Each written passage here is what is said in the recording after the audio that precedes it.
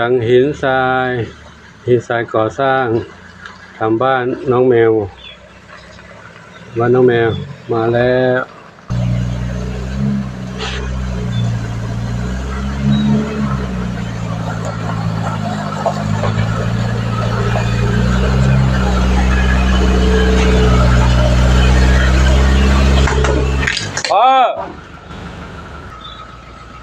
ดำเลย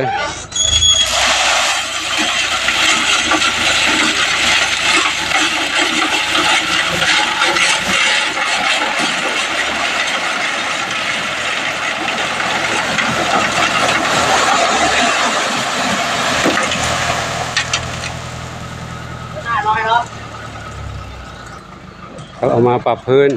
แล้วก็แก่พื้นให้บ้านน้องแมวได้นอนเรียบๆดาววัสดุก่อสร้างก็มา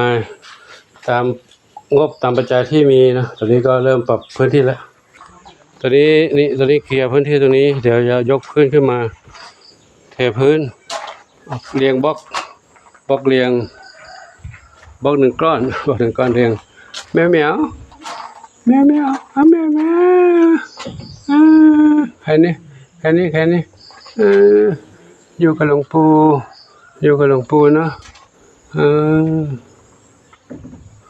น้องน้อย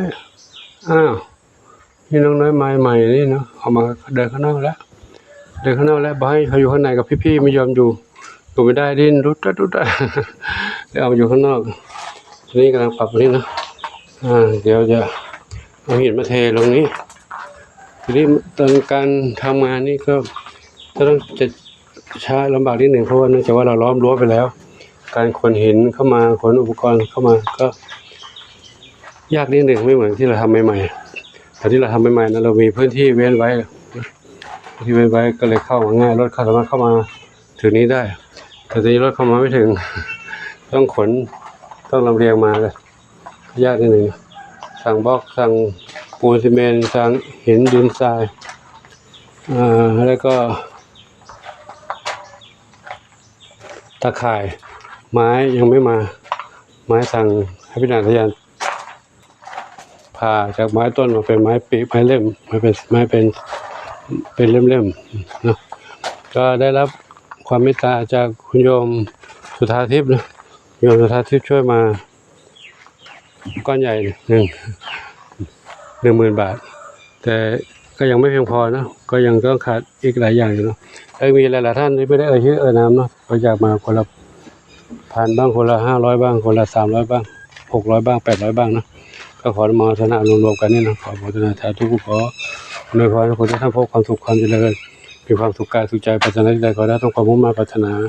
ทั่วกันทุกคนทุกท่านเทินแล้วก็ต้องขึงมุ้งลวดด้วยขึงมุ้งลวดเป็นมุ้งแบบนี้นะมุ้งแบบนี้เดี๋ยวจะลองดูหาสีที่มันคล้ายๆกับสีนี้แต่เป็นเนื้อไนลอนเหมือนกันอันนี้คือเป็นสีเทากับสีฟ้าจะลองดูว่าที่ร้านตรงนี้มีแต่ร้านนี้มีเขาขายสีฟ้า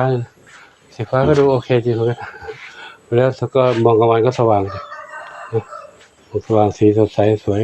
ถ้ามองสีเทาก็มองดูครึ้มถ้าไม่มีสีเทาก็ใช้สีนี่นะก็เดี๋ยวสำหรับคลิปนี้ขอจุติไว้ที่นี่นะขออนุโมทนาสาธุอายุวันโนสุขังพระลัง